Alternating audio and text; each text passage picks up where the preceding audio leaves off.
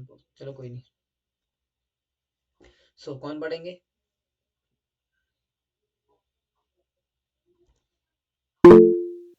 हाँ पढ़िए माता जी।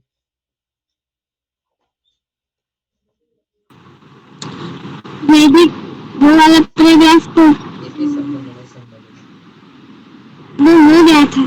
हो गया था पक्का? हाँ। संबंध में हो गया था, चलो ठीक है, ये पढ़ो फिर।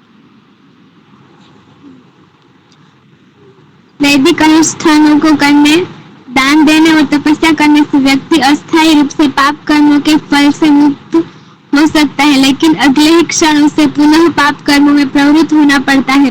उदाहरण के लिए अत्यधिक यौन जीवन में लिप्त होने के कारण यौन रोग से पीड़ित व्यक्ति को चिकित्सा उपचार में कुछ तीव्र पीड़ा सहनी पड़ती है और फिर वह कुछ समय के लिए ठीक हो जाता है, लेकिन चूंकि वह अपने हृदय में काम वासना को दूर नहीं कर पाया, इसलिए उसे पुनः उसी कार्य में लिप्त होना पड़ता है और उसी रोग का शिकार होना पड़ता है। अतः चिकित्सा उपचार ऐसे यौन रोग के कष्ट से अस्थायी राहत दे सकता है, लेकिन जब तक व्यक्ति को यह समझने का प्रशिक्षण नहीं दिया जाता कि यौन जीवन घृणित है, तब तक ऐसे बार बार होने वाले कष्ट से बचना असंभव है। इसी प्रकार वेदों में बताए गए अनुष्ठान, दान और तपस्या व्यक्ति को अस्थायी रूप से पाप कर्म करने से रोकते हैं, लेकिन जब तक हृदय शुद्ध नहीं होता, तब तक व्यक्ति को बार बार पाप कर्म करने पड़ेंगे। श्रीमद् भागवत में एक और उदाहरण दिया गया है। एक हाथी 100 सरोवर में प्रवेश करता है और बड़ी गंभीरता से स्नान करता है, अपने शरीर को पूरी तरह से शुद्ध कर। प्रभु जी मुझे कुछ काम के लिए बुला रहे हैं। कोई नहीं कोई नहीं, कोई और पढ़ेंगे? नहीं तो मुझे पढ़ना पड़ेगा यार। कोई पढ़ेंगे अपने दोनों में से?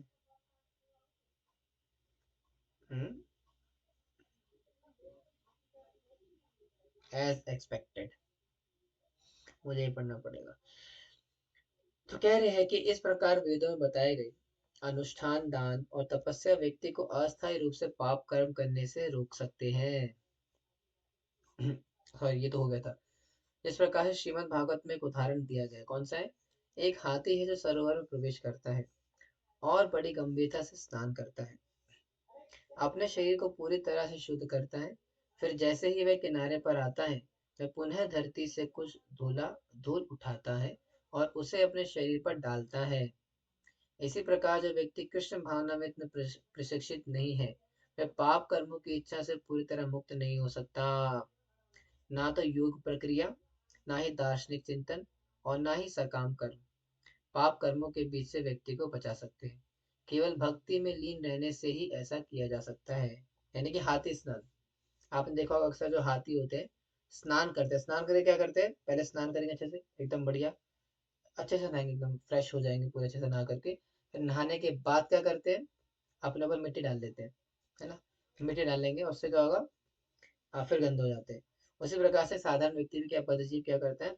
अपने आप को तैयार करते हैं। कैसे तैयार करते हैं? गंगा जाएगा, गंगा नहाएगा, है ना? हरिद्वार जा करके, जैसा भी आया था क्या, जनवरी के आसपास कौन सा कुंभ मेला लगा था ना, तो कुंभ मेले में सारे गए थे, स्नान करने गए, त्रिवेणी में, संगम में। और किससे गए थे? पाप से मुक्त हो जाएंगे। लेकिन जब तक पाप करने की प्रवृत्ति नहीं जाएगी, पाप से मुक्त हो भी गए फिर से पाप कर लोगे। और कितने सारे लोग होंगे ना, नहा करके आएंगे, लेकिन फिर से आकर के क्या कर रहे हैं भाई? इंद्र तृप्ति कर रहे, पाप कर रहे। तो जब तक आपकी पाप करने की प्रवृत्ति नहीं जाएगी, ये हाथी स्नान के समान आप पाप करते रहोगे। तो पाप करने की प्रवृत्ति कैसे जाती है? फिर आप बोलेंगे प्रभु जी यहाँ दिया तो है, केवल भक्ति में लीन रहने से किया जा सकता है ना? केवल और केवल कृष्ण भावनामृत की पद्धति का पालन करके, कृष्णा कॉन्शियसनेस के प्रोसेस को फॉलो करके ही कोई व्यक्ति पाप कर्मों के बंधन से मुक्त हो सकता है या पाप करने की प्रवृत्ति से मुक्त हो सकता है। ठीक है, तो वेरी इजी स्टेप। आप पढ़ेगा कोई या अभी मैं पढ़ूं? अच्छा ठीक है माता जी, पढ़िए पढ़िए। श्रीमद् भागवत के चौथे स्कंद 22 अध्याय श्लोक 39 में एक और प्रमाण है, जहाँ सनत कुमार कहते हैं, हे राजन, मनुष्य का मिथ्या अहंकार इतना प्रबल होता है कि वह उसे भौतिक संसार में इस प्रकार बांधे रखता है मानो किसी मजबूत रस्सी में बांध दिया गया हो। केवल भक्ति ही कृष्ण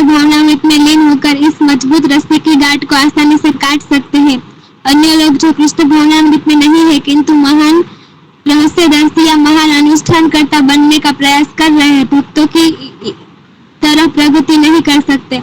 इसलिए प्रत्येक व्यक्ति का यह कर्तव्य है कि वह मिथ्या अहंकार और भौतिक गतिविधियों में संलग्नता की कठोर गांठ से मुक्त होने के लिए कृष्ण भावनामृत के कार्यों में संलग्न हो।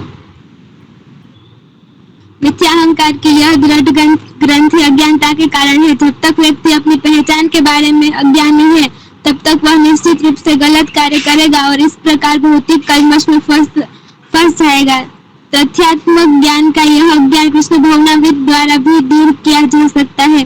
जैसा कि पद्म पुराण में इस प्रकार पुष्टि की गई है, कृष्ण भावनामृत में शुद्ध भक्ति ही सर्वोच्च ज्ञानोदय, और जब ऐसा ज्ञानोदय होता है तो वह धरती दावानल के समान होता है, जो कामना के सभी अशुभ सर्प को भस्म कर देता है। इस संबंध में उदाहरण दिया जा रहा है कि जब जंगल में आग लगती है तो व्यापक ज्वाला स्वतः ही जंगल के सभी सर्पों को मार देती है। जंगल की भूमि पर बहुत सारे सर्प होते हैं और जब आग लगती है तो वह सूखे पत्तों को जला देती है और सर्प तुरंत आक्रमण कर देते हैं। चार चार पैरों वाले पशु आग से भाग सकते हैं या कम से कम भागने का प्रयास कर सकते हैं, लेकिन सर्प तुरंत मर जाते हैं। इसी प्रकार भावनामृत की प्रज्वलित अग्नि इतनी प्रबल है कि अज्ञान रूपी सर्प तुरंत मर जाते हैं। तो जो कृष्ण भावनामृत की प्रज्वलित अग्नि है ना क्या करती है? ये जो अज्ञान रूपी सर्प है, और क्या है ज्ञान हमारा? बोलेंगे प्रभु जी हम तो बड़े ज्ञानी हैं, हम तो 10th क्लास में बोर्ड एग्जाम में हमारे 80% मार्क्स आए थे और 12th क्लास में हमने 90% स्कोर किया था। आप हमें अज्ञानी कैसे कह रहे हो? हम तो डॉक्टर है, इंजीनियर है, हम तो बड़े बुद्धिमान है, हम तो मेडिकल की तैयारी कर रहे हैं, है ना निश्चिता माता जी? आप बोलेंगे माता जी प्रभु जी ऐसे कैसे ज्ञानी बोल रहा हमें, हम तो बड़े ज्ञानी है। तो अज्ञान का तात्पर्य क्या है यहाँ पे? ऊपर बता रहे हैं, जब व्यक्ति अपनी पहचान के बारे में अज्ञानी है, यानी कि सबसे बड़ा अज्ञान क्या है संसार के अंदर? अपनी पहचान ही गलत होना। ऐसे अगर मैं भी आप लोगों से पूछता हूँ ऋषिता माता जी आपकी पहचान क्या है, तो आपका क्या जवाब होगा?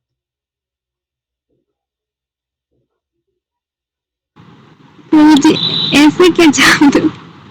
अरे आपकी पहचान क्या है? What is your identity? ऐसे तो वो हम सबको बताते हैं, वो भी अलग है, और जैसे हम स्पिरिचुअल होते हैं तो वो भी अलग है नहीं ऐसे। नहीं, आपकी असली आइडेंटिटी क्या है जो कि आप समझ चुके हो? मतलब मुझे तो यही पता है कि ये मतलब मेरी जर्नी यही है। मतलब वो जो है बाहर का वो अलग बात है, जो स्टडी है वो सब करना है, बट अपना मतलब गोल तो यही है ऐसे। अरे आपकी पहचान क्या है मतलब आपकी आइडेंटिटी क्या है माता जी जो आपने कृष्ण भावना में के सीखी है?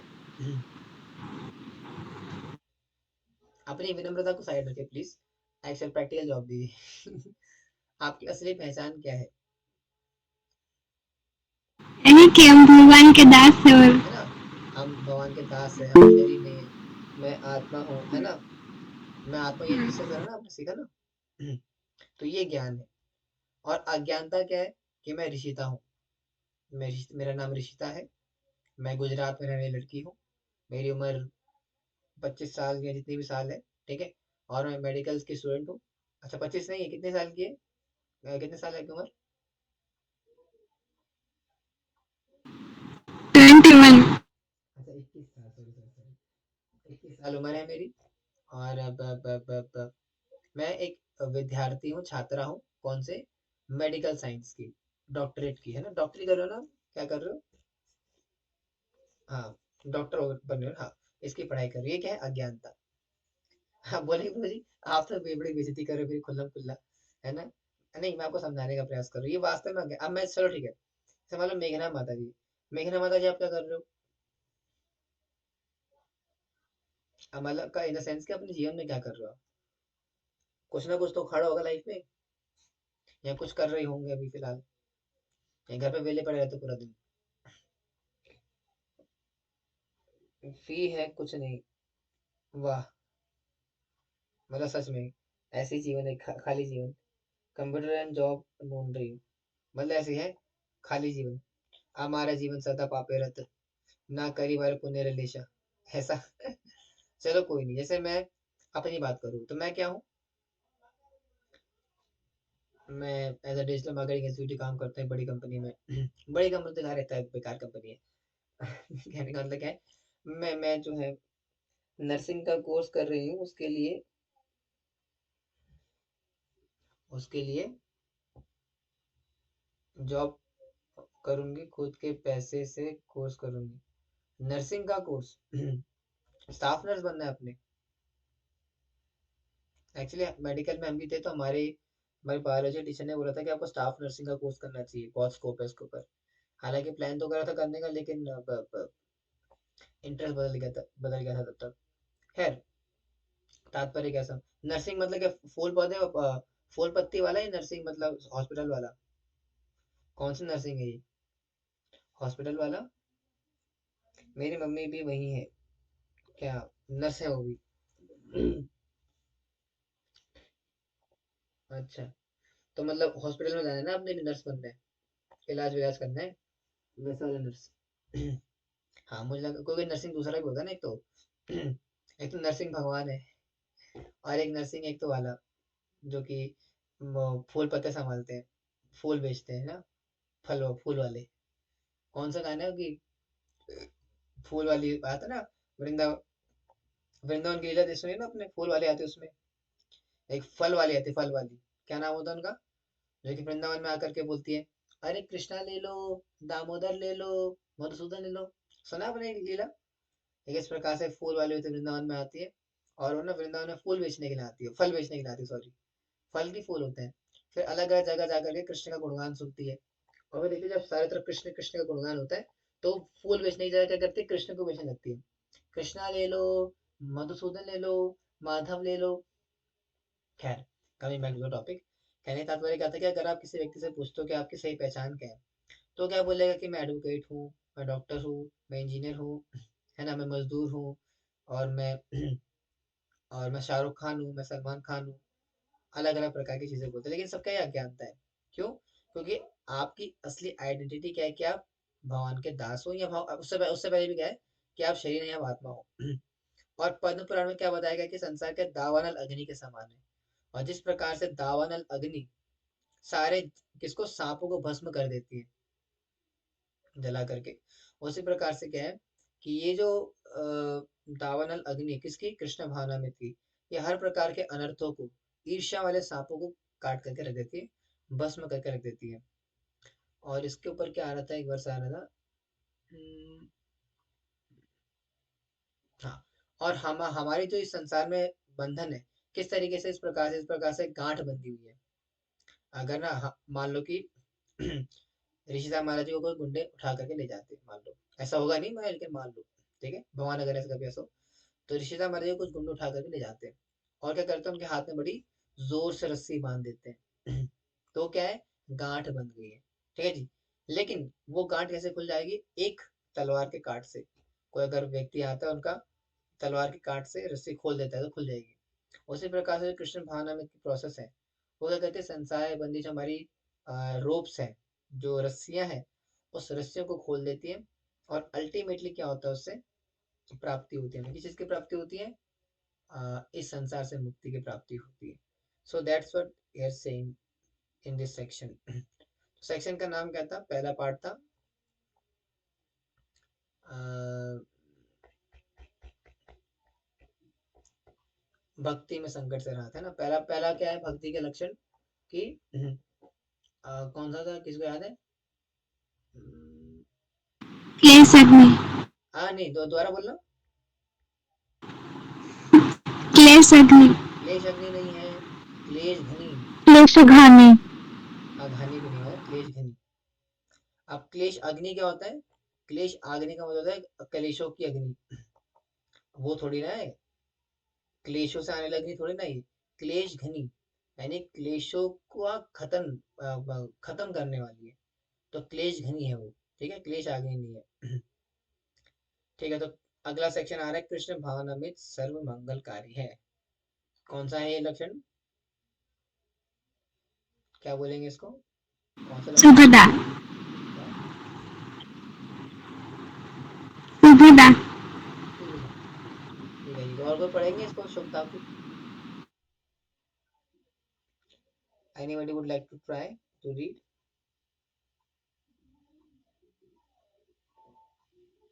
आप लोग कहीं पे कोई ऐसे कौन सी गुफा में रहते हो मुझे बताना जरा, कि आप कैमरा खोल, सॉरी कैमरा समझ में आता है कि अब माइक ऑन करके बोल भी नहीं सकते हो। इतना ज्यादा कोई, क्या बोलते हैं, हिटलर, या आप क्या बोलते हैं, एकदम कैद में रहते हो क्या आप लोग? क्या आप camera on, video on, recording on करके,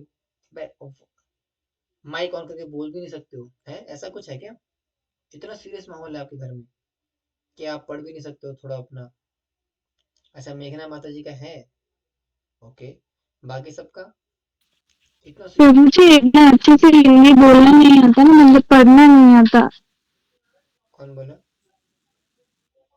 अरुणिमा माता जी आपके पास थी? इतनी अच्छी तो हिंदी बोली आपने भी। कितनी अच्छी हिंदी बोली है आपने। मतलब बोल लेती हूँ, पढ़ना इतना अच्छे से नहीं अच्छा आता। मतलब सिचुएशन ठीक है, लेकिन बस पढ़ने में इंग्लिश कर देते आपके लिए, फिर इंग्लिश करते क्या? लेकिन फिर बाकी कोई दिक्कत ना हो फिर। मैं तो बार बार लेफ्ट माता जी क्या कह रही है? अ, मैं तो बार बार लेफ्ट हो जाती हूँ प्रभु जी, अरे हो, ये अलग समस्या है माता जी आपकी, इसमें मैं क्या कर सकता हूँ? ऐसा क्यों होता है फिर बार बार लेफ्ट क्यों हो जाते हो आप? नेटवर्क का इशू है क्या? है जी, मीनू माता जी, नेटवर्क इशू इतना रहता है आपके वहाँ पे, हमेशा लेफ्ट हो जाते हो बार बार आप? ऐसे कैसे चलेगा?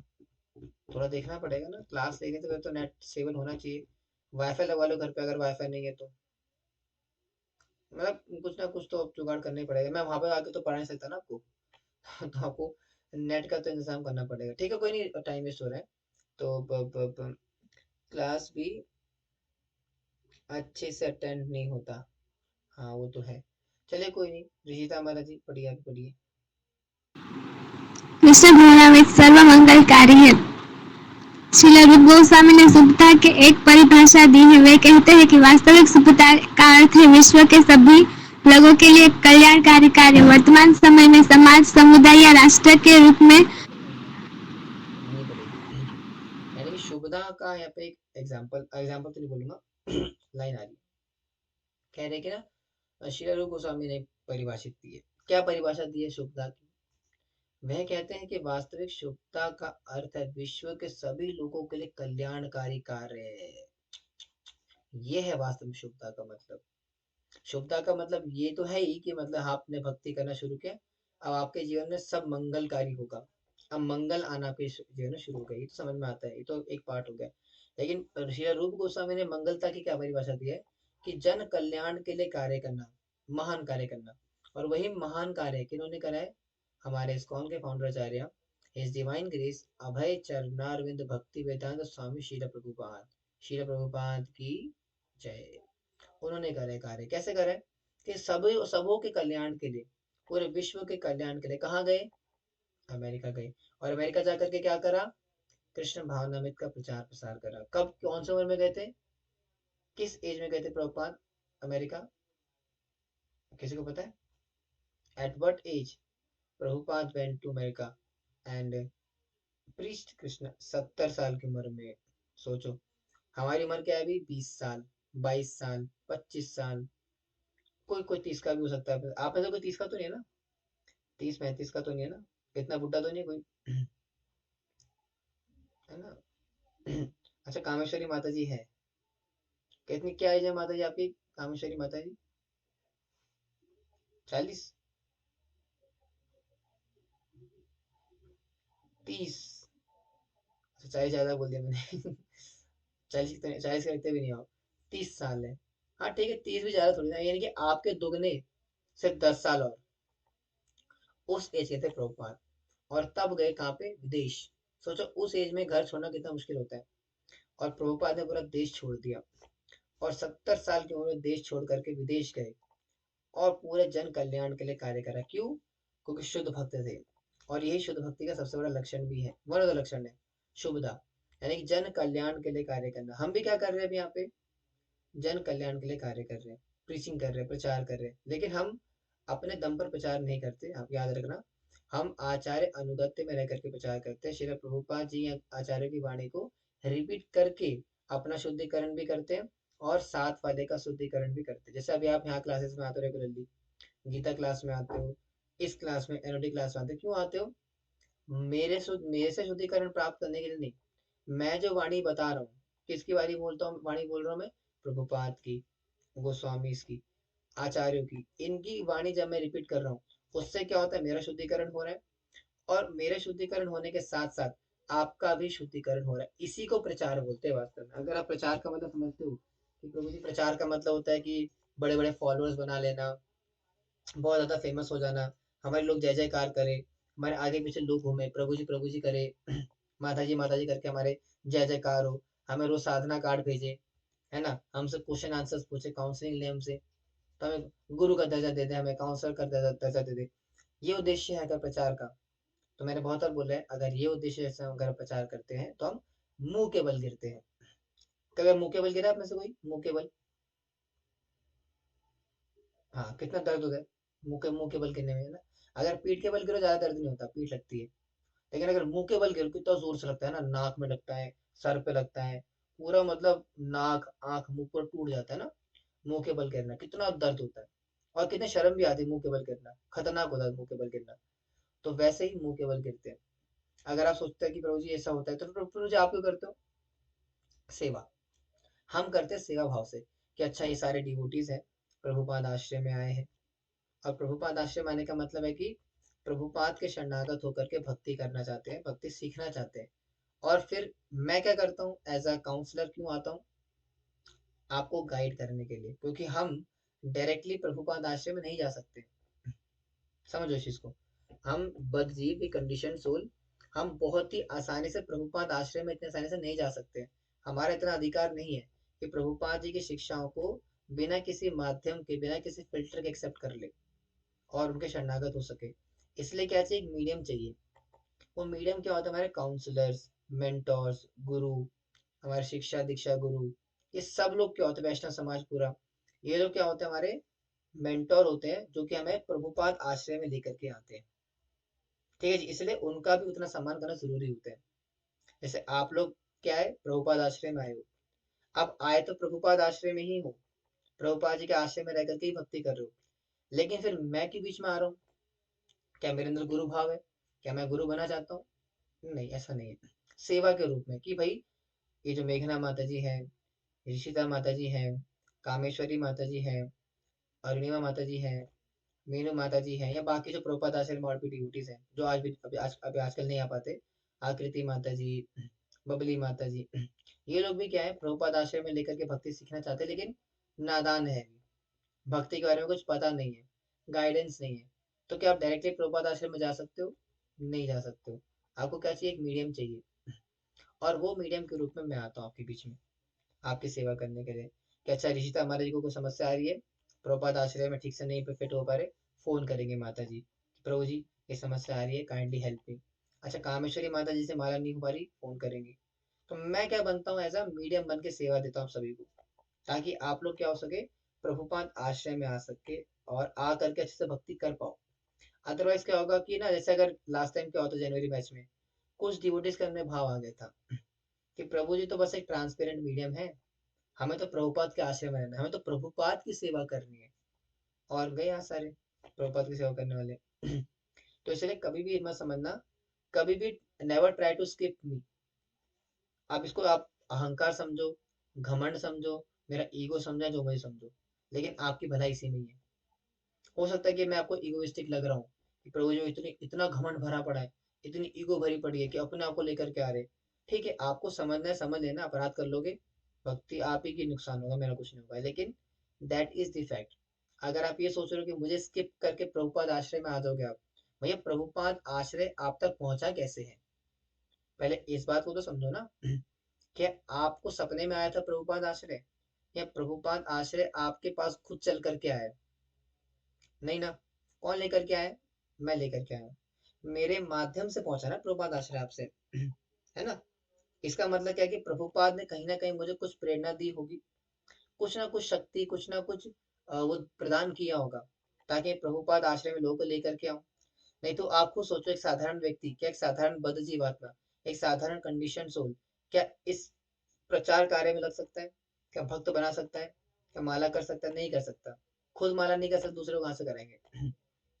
तो क्या है, एक कुछ शक्ति कार्य करती है, एक तत्व होता है। खैर अभी इसमें डिस्कस नहीं करेंगे, बहुत डिटेल टॉपिक है। लेकिन एक वो शक्ति का प्रकाश होता है थोड़ा बहुत, जो कि भक्तों के माध्यम से फ्लो होता है। तो इसलिए अगर आप प्रभुपाद आश्रय में आए हो, तो आपकी पहले थॉट, ऑफ कोर्स पहले थॉट तो हमारे प्रभुपाद ही रहेंगे, लेकिन always never try to skip me as well. अक्सर डिवोटीज का में आ जाता है, मैंने देखा है, बहुत समस्या आती है डिवोटीज के साथ। दे ट्राई टू स्किप मी, वो मुझे स्किप करने का प्रयास करते हैं। थोड़ा थोड़ा बहुत क्लास में आ जाते हैं, थोड़ा ज्ञान आ जाता है, थोड़ा समझ में आ जाता है, और क्या समझ लगता है ना कि भैया देखो, हम अगर पतित है, अगर ऋषिता महाराज जी कल को सोचे, अच्छा ठीक है, मैं अगर पतित हूँ, तो प्रभु जी भी तो पतित है, प्रभु जी भी तो कंडीशन सोल है, तो मैं उनकी बात क्यों मानूं? मैं तो डायरेक्टली प्रभुपाद जी से कनेक्ट होंगे ना। बस, हो गया काम खत्म, गए आप, अपराध भी हो गया और प्लस भक्ति से भी गए। ऐसा भाव लेकर के आओगे तो भक्ति से पता नहीं। भाई जिसने आपको प्रभुपाद आश्रय दिया, सबसे भले वो कनिष्ठ है, कंडीशन सोल है, लेकिन आपको तो प्रभुपाद आश्रय में लेकर के आया ना, वरना आप कहाँ क्या करते बता दो आप इससे पहले। क्या आप में से कोई ऐसा है कि प्रभुपाद आश्रय में आने से पहले